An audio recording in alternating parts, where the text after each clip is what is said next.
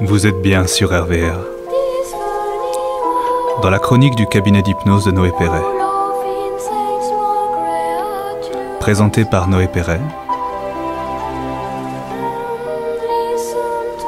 Hypnopraticien et formateur en hypnose. Sur Roanne et Lyon. Aujourd'hui, nous allons consacrer la chronique à vous faire comprendre les ancrages en hypnose. Un ancrage est un conditionnement extérieur à nous qui change notre manière de réfléchir. Il y a de nombreux ancrages en chacun de nous. Certains sont artificiels et d'autres sont naturels. Pour illustrer un ancrage naturel, imaginez un citron. Imaginez sa forme, sa texture, sa couleur. Imaginez ensuite que vous le coupez en deux, puis que vous mordez dedans à pleines dents en vous concentrant sur la sensation d'acidité. La quasi-totalité d'entre nous allons produire un excédent de salive dans notre bouche. Cela vient du fait que l'organisme se prépare à la venue de cette acidité, et c'est donc un ancrage naturel. Un élément extérieur vous a induit un comportement physique qui vous a fait saliver. D'autres ancrages sont artificiels. Il y a déjà la plupart des formes de politesse. Si je tends la main vers quelqu'un, sans réfléchir, la personne va faire de même. C'est un geste conditionné de politesse, un ancrage. Mais cet ancrage va bien plus loin que le simple geste. En effet, au moment où vous allez toucher la personne, vous allez modifier votre manière d'être suivant à qui vous serrez la main, si c'est un homme, une femme, un enfant, une personne âgée.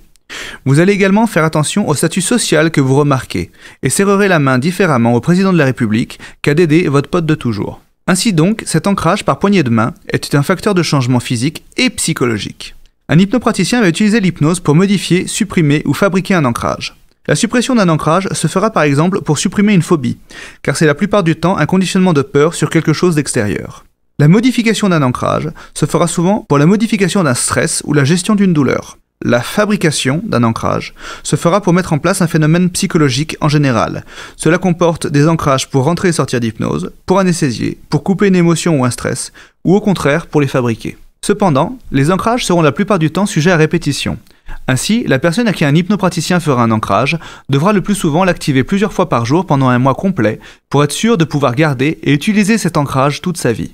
En auto-hypnose, vous pouvez également les fabriquer de la même manière, et il est même possible de fabriquer des ancrages sans hypnose, bien que ces derniers soient généralement bien moins efficaces. Attention, nous pouvons donc fabriquer des ancrages positifs ou négatifs. Consultez donc un hypnopraticien pour être sûr de les mettre en place comme il le faut.